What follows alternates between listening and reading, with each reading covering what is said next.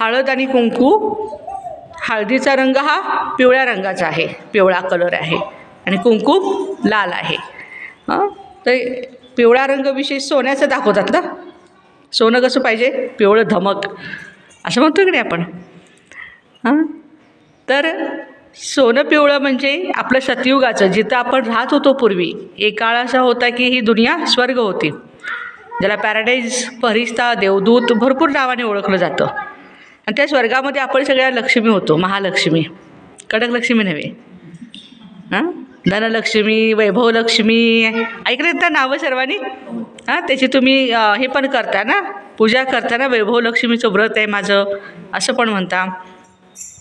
तर आज ईश्वर आपल्याला सांगतायत की हे का असं केलं जातं, कारण लाल कुंकू, लाल रंग हा आत्म्याचं प्रतीक आहे. आणि दुसरी गोष्ट परमधामचं प्रतीक आहे. परमधामसुद्धा लाल सोनेरी किरणांनी भरलेलं आहे, आपलं घर जिथून आपण खाली आलेले आहोत. तर परमात्मा सांगतात हळद हे सतयुगाचं, पावित्र्याचं, मांगल्याचं प्रतीक आहे.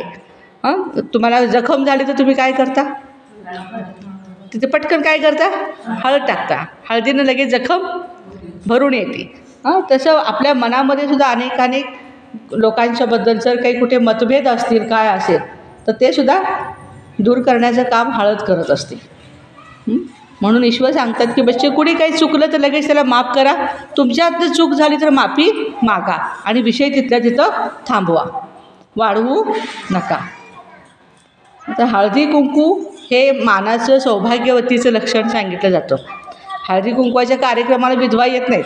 त्या काय म्हणतात, बाई मला हा मान नाही आहे. पण परमेश्वर सांगतात की बच्चे, मी तुमचा पती आहे. जसं तुम्ही म्हणता परमेश्वर, पती हाच माझा परमेश्वर म्हणता ना, पण परमेश्वराला पण कधीतरी पती करून बघा ना, किती शक्ती देतो तो, किती पती आहे शब्दाचा अर्थ आहे पालनहार. पालनहार मग सांभाळतो कोण आपल्याला. आज ज्या मातांना पती नाही आहेत त्यांना पण कोणतं सांभाळते ना. भले मग मुलगा सांभाळत असेल, कधी काही माता एकटे राहतात, एकदम भगवंताच्या आठवणीमध्ये राहतात. तर हे आहे हळदी कुंकवाचं महत्त्व.